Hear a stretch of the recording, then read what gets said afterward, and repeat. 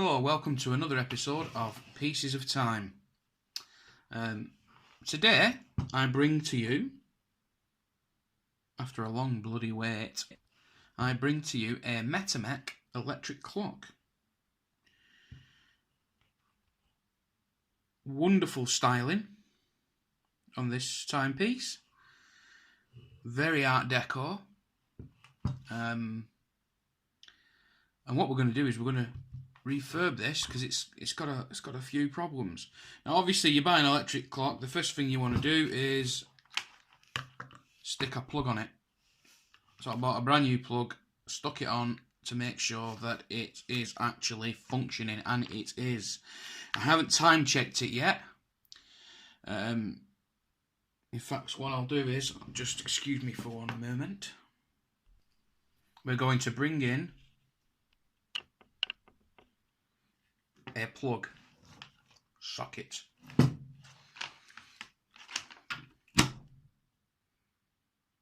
Oh, as if by magic it is working. Okay, now eagle-eyed of you will have noticed that we have a piece of the brass beading missing here. Originally, when I saw it on eBay, I thought, well, if that's just glued on, I can just remove that, all four of them, and we can just have a nice, clean face. However, that is not going to be the case because there is actually a groove here.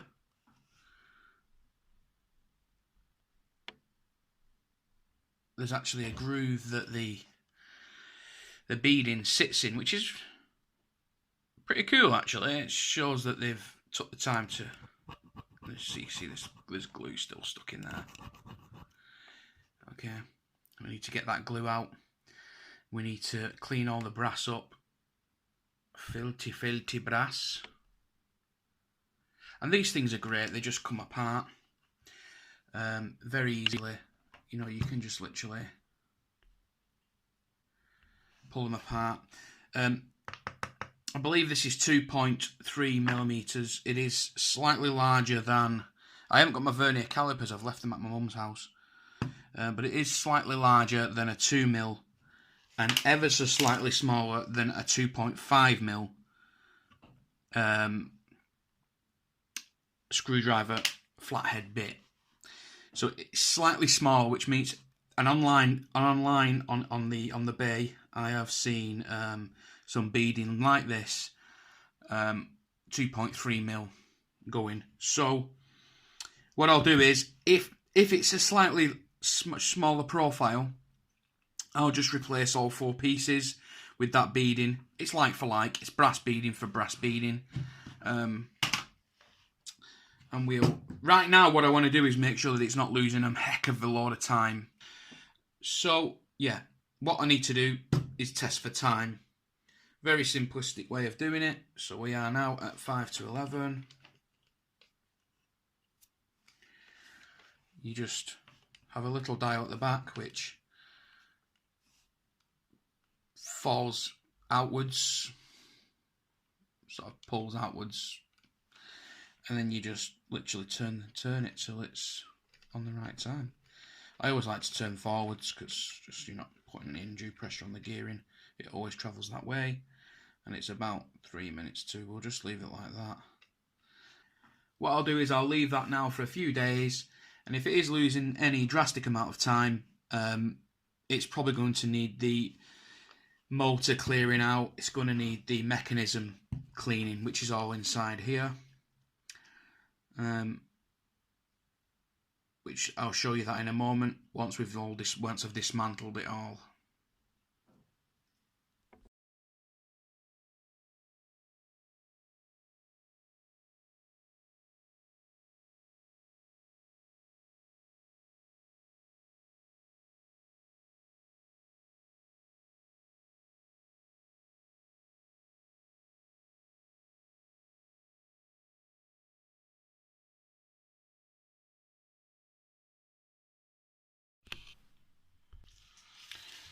Okay, just use a little bit of polystyrene there on the face.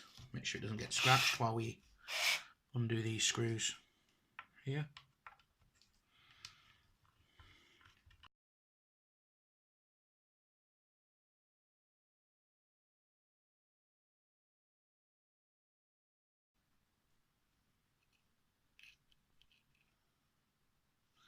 Slight amount of chipping on the edge there.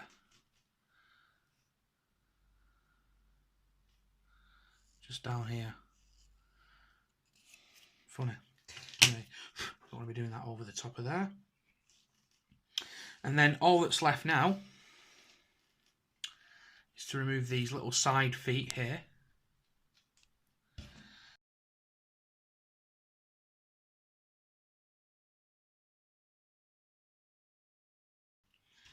Again, we save them screws because we're going to be reusing those, and these will be cleaned up. Again, just normal soap and water. Try not to bash them around too much because we don't want to. Now, this will be cleaned up, but first we have to take the motor off the actual. I'll be speeding through some of these bits. I'll be forwarding through them. But it's all very simplistic. So we're going to go and get a little, try and find a socket for that. Right, so I've had to get the old my car socket set out. Now the beauty behind, when I bought this socket set, I actually bought it and it had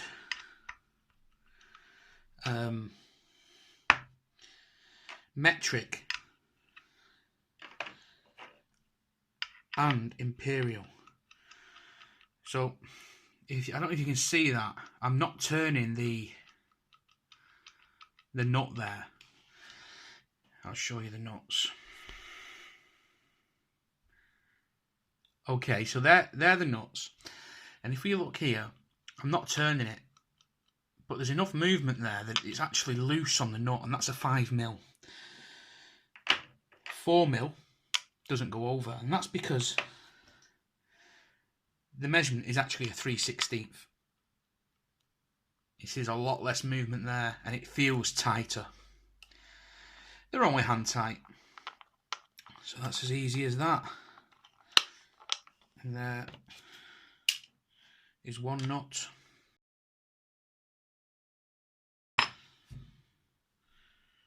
There you go, and there's the back foot has just come off. So now, this is amazing, this, because that will now come off. Look how dirty that is. So that needs a good clean, clearly. Not entirely sure how I'm going to clean it.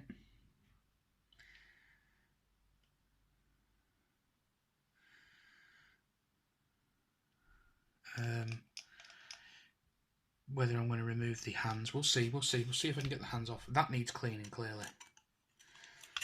We've got to be careful. That's a glass. That's a glass. It's actually a piece of glass, that. So we have to be very careful with that. We'll just rest that on the back case.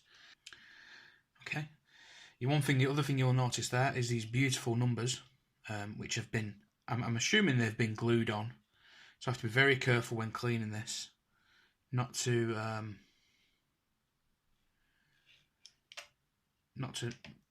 remove those.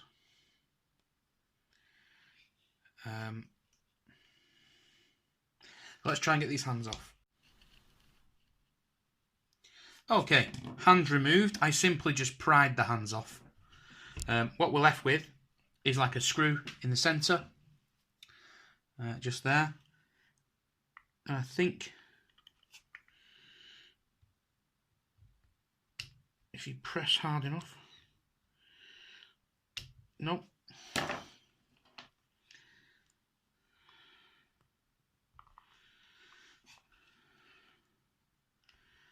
There we go. All I've done there is put it in one side and twisted and we'll remove this washer, which is like a locating, centering, securing screw.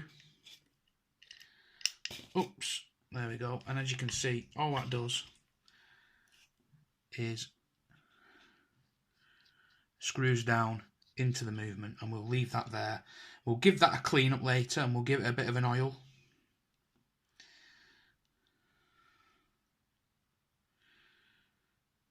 That's on there, so it does need a clean.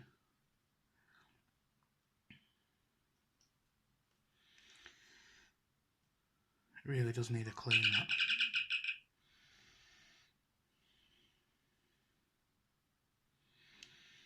Yeah. If we look, I do apologise, that's my phone going off. If we look here, there is actually a load of gunge around this pin here.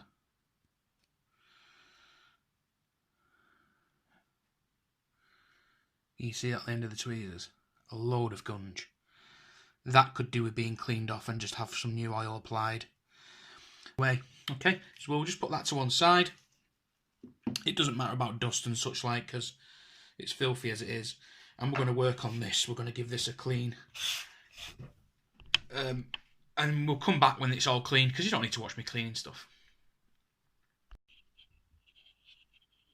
Okay guys, so there is the completely exploded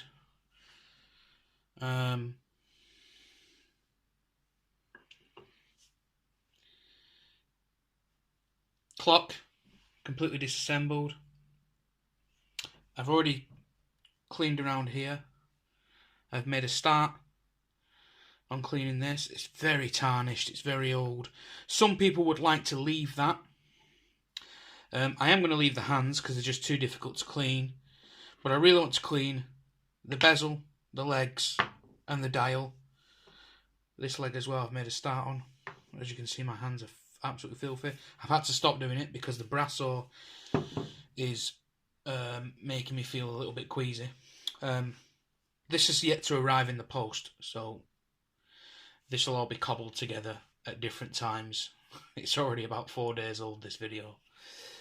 But that's me. I can't wait to start doing it, so I'm going to do it. There's the motor, in case I didn't show you before. I think I did. I'm going to leave that as is. Probably going to clear a bit of that grub off. And then put some fresh oil in there, some sewing machine oil. Yeah.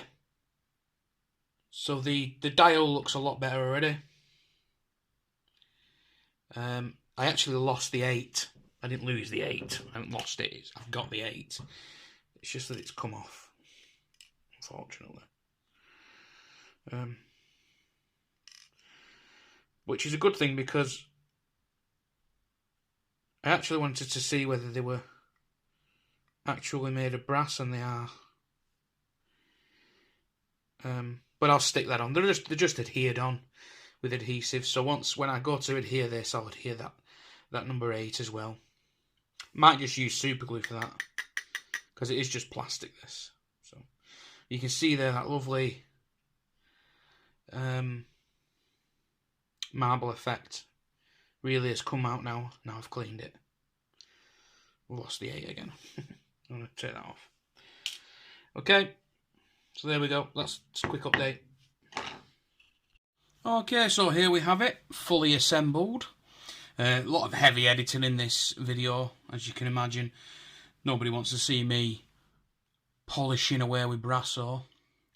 So this took about 6 or 7 days altogether. Obviously I work for a living, so it's not like I can just put everything to one side to do these things. I have to find the time. That's why it took so long. But I left some of the patina on. This stuff here, I meant to do a little bit on the video on this, but I forgot to. But what basically was, if I can find the stuff, there it is. So it's this stuff here, which is just like a kind of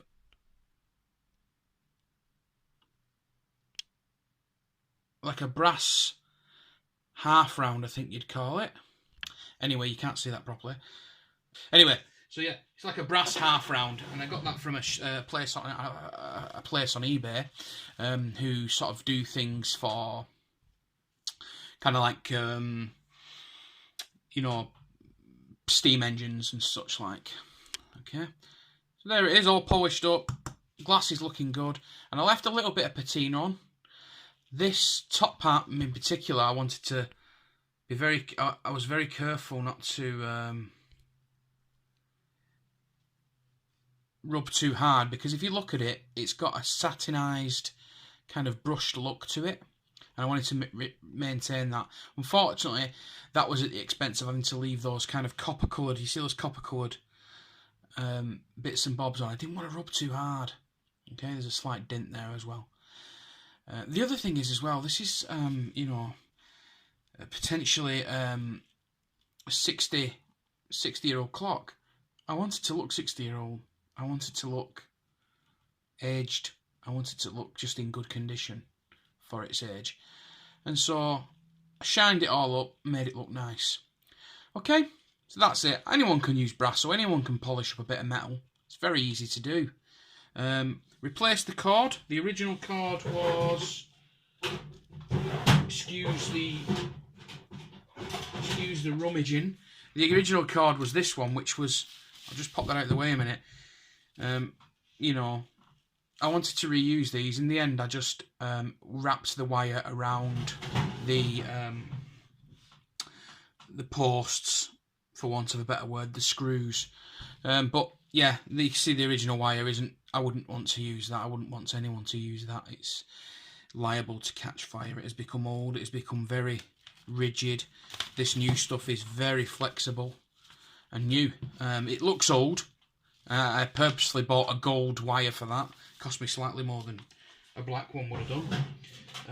Quite a bit more actually.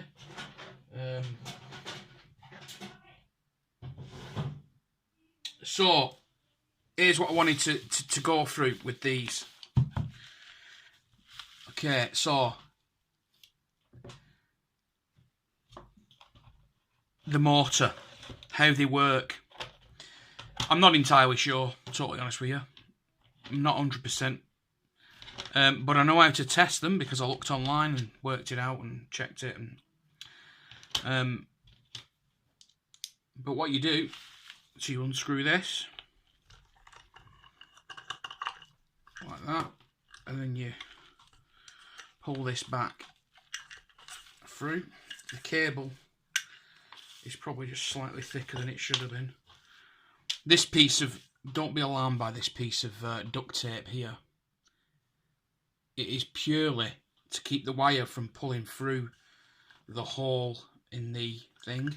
So I just wrapped some duct tape. I didn't want to put a cable tie around it. I wanted to leave it as it was. I didn't want to put a cable tie because,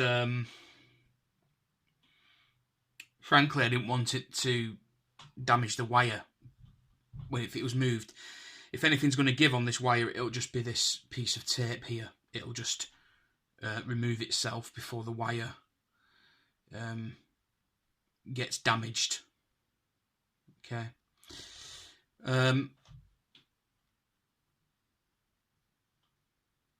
So how do they work? Right, so what we do is we get a meter. We get a meter like this, and we turn it on, and then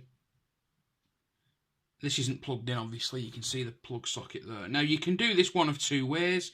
If you wanted to bring your meter to the shop, say you found one of these, say you weren't stupid like me, and you thought,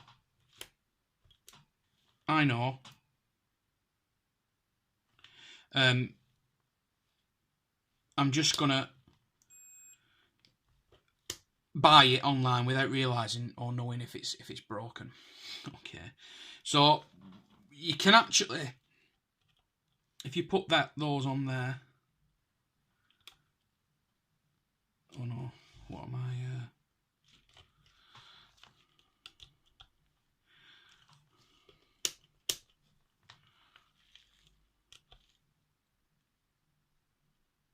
Okay, there you go. I do apologise. I got the wrong setting on the.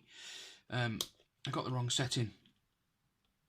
Okay, so you measure the resistance between the two poles, and that resistance is 7.2k. Okay. I think you can go. Yeah, 0.6 mil. Yeah. You're better off with that one. So on this particular clock, we have a resistance of 7.32k. So you can use that, but you can also do it on the plug socket. So you can hold one to that.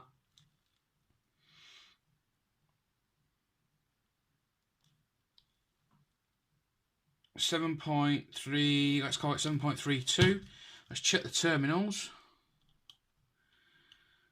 7.32. So the resistance is exactly the same, actually. I thought it'd be slightly higher on the plug socket. Okay, so what you're looking for is a resistance in ohms. Okay, so that's 7.32 thousand ohms, 7.32k ohms. Okay, and that's how you know it's good. You need some resistance. You need some resistance on the coil between the two.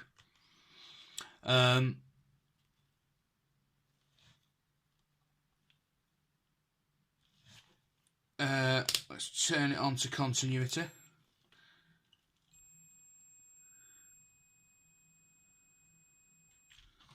Another way to test if it's knackered or not is if there's continuity between those two poles. You can bring this to the shop with you, and you can actually test it like that. If your buzzer goes, then you know there's continuity. You know it's bad. It means that this inside, this little coil here has let the smoke out. It means that it's fused. It means that those two contacts are goosed. This has got slightly lower resistance than on my Smith's Centric one. Slightly lower resistance than on my Smith Centric one. On the Smith Centric clocks, which are another brand of vintage synchronous mechanism clocks, you're looking for about 11,000 ohms resistance. So that's how you test to make sure they're good. Now, how these work is basically these two terminals create a magnetic.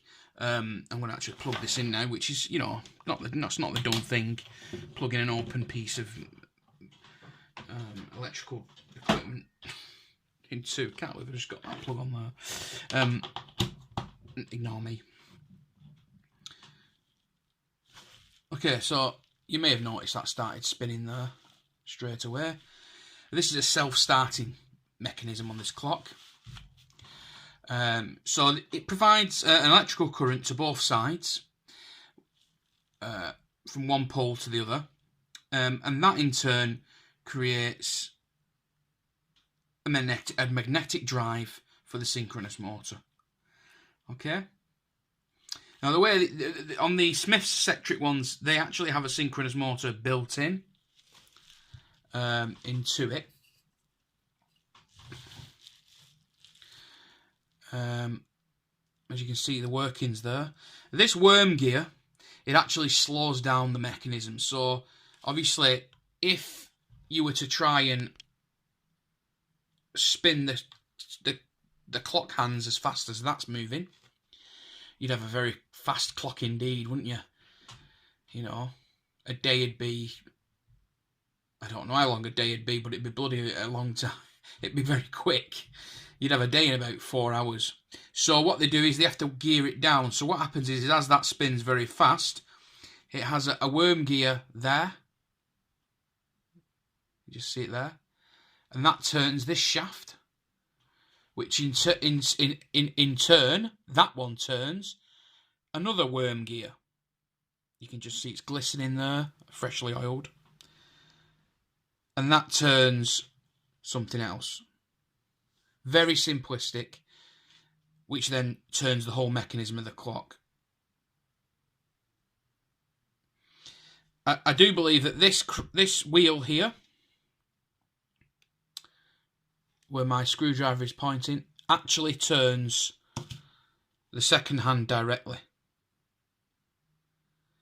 which is spinning at 1 revolution per minute. And that's all you've got to do. You've got to take the speed of this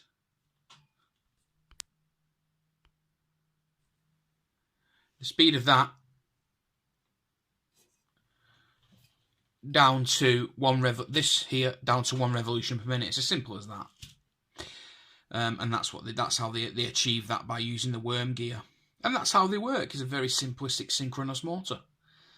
I say simplistic, I don't even know how it really works.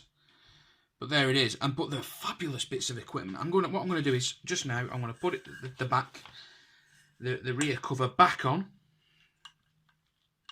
Trying not to trap those small red wires. Those small red wires are the thing that they actually run the motor there. We'll get the little brass screw and we'll pop it all back together.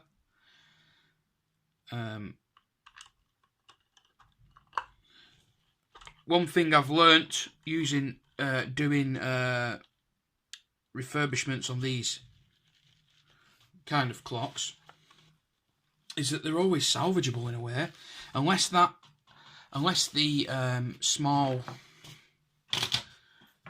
coil on the motor is doomed, which can be rewound. Unless that's knackered, you're fine. You're good to go. You're really good to go. And you know, there isn't too much there isn't a great deal that's get that exposure right. I'd like to be able to learn to lock the exposure on my phone. If anyone knows how to do that, because I have no idea. I'm using an old Huawei phone, which has actually got a really decent camera on it. As you can see, it's pretty tasty. Look, it's lovely anyway, isn't it? So if anyone knows how to lock the exposure on this bugger, help me, tell me. Be nice to know.